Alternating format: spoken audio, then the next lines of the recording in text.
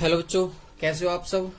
अब अपन बात करने वाले हैं एक्सरसाइज 11.3 से पहले जो आपका एग्जाम्पल नंबर 1 दिया गया है उसके बारे में। ठीक है, तो उसमें दिया क्या गया है, आकृति में दर्शाए गए त्रिभुजों के युग्मों में कौन कौन से युग्म समरूप हैं और समरूपता के नियम लिखते हुए सांकेतिक रूप से लिखकर व्यक्त करें। ठीक है, ये आपसे बोला गया है। अब अपन ने जो स्क्रीन पर दिखने वाले पहले दो त्रिभुज हैं उनको आप ध्यान से देखिए एक बार।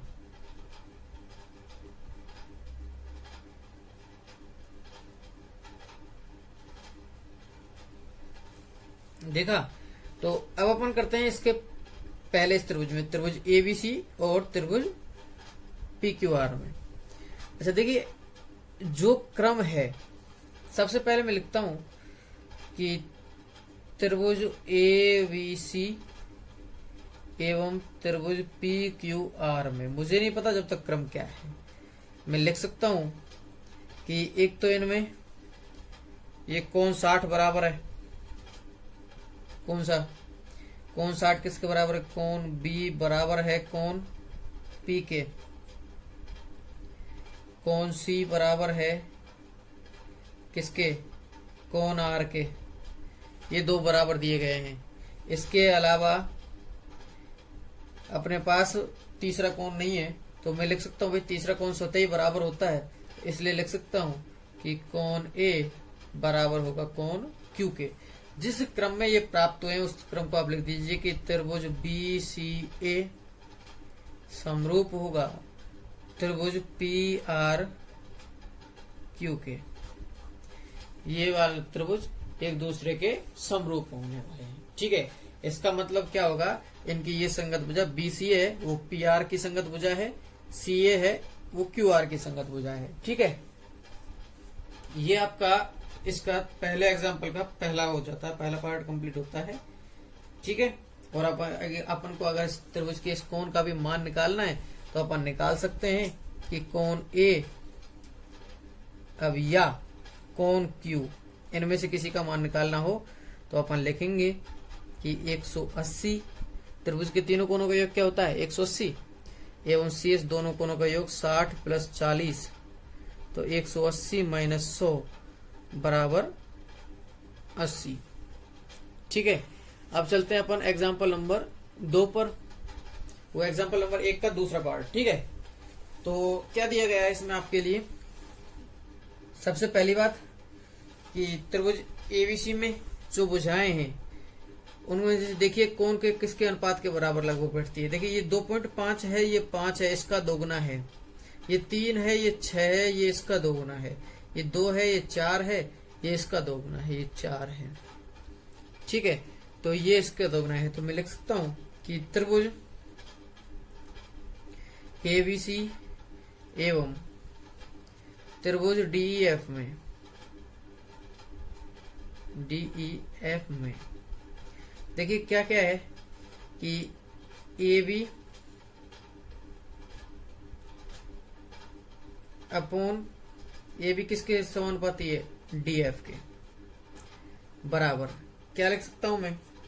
2/4 बराबर 1/2। ठीक है, दूसरी चीज में क्या लिख सकता हूं? BC किसके समानुपाती है? 2.5 इस EF के 2.5/5 बराबर 1/2। उसके बाद मैं लिख सकता हूं AC किसके समानुपाती है?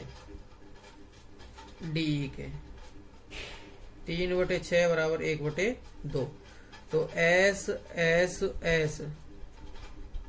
समरूपता से दोनों त्रिभुज समरूप तो हो गए, लेकिन कौन सी भुजा किस भुजा से समरूप है इस चीज को सबसे पहले अपन को याद रखना है।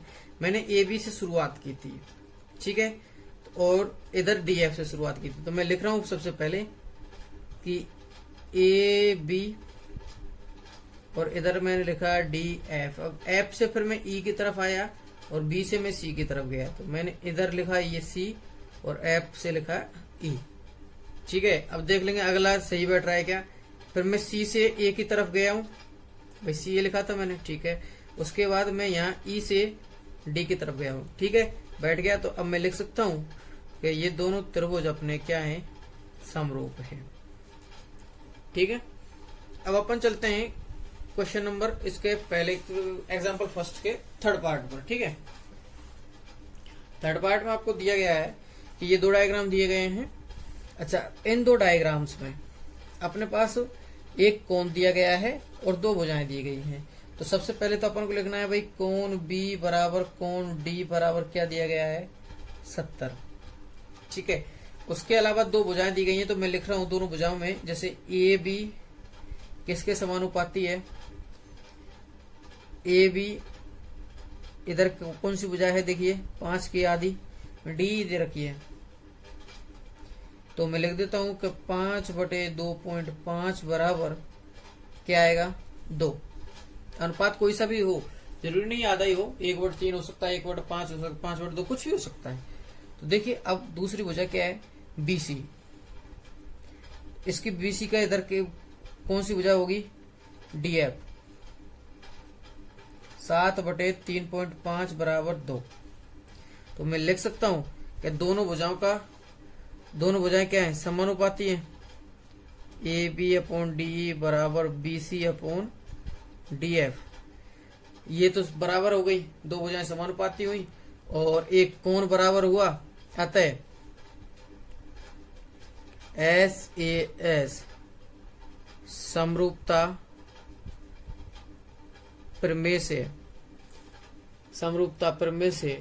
कौन कौन से त्रिभुज समरूप होने वाले हैं। देखिए मैं 70 से स्टार्ट करता हूं।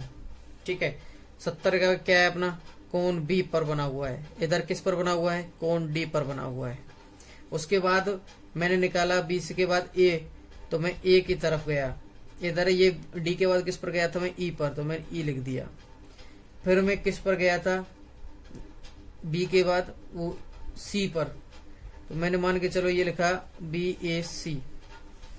ठीक है, अच्छा, और इधर क्या लिख दिया, फिर मैं क्या बचा, डी ई एफ। तो ये अपने क्या होंगे, त्रिभुज सर्वांग सम होने वाले हैं। त्रिभुज बी ए सी, त्रिभुज डी ई एफ। ठीक है, ये आपका कंप्लीट होता है पहला एग्जाम्पल। धन्यवाद।